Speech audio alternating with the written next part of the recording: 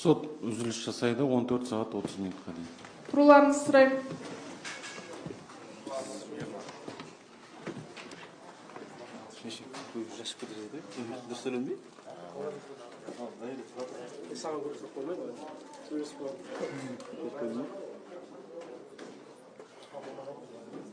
Кеше әлеуметтік желілерде сот процесіне қатысы бар белгісіз адамдардың екі ұшты сипаттағы әңгімесін қамтитын бейне жазба таратылды. Осыған орай сот жекеше қаулы шығаруды қажет деп тапты.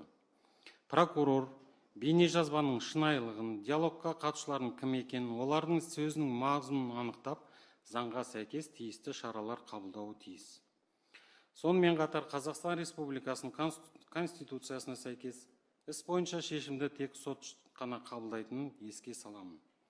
Кез келген жорамал мен арандатушылық әрекетке жол берілмейді.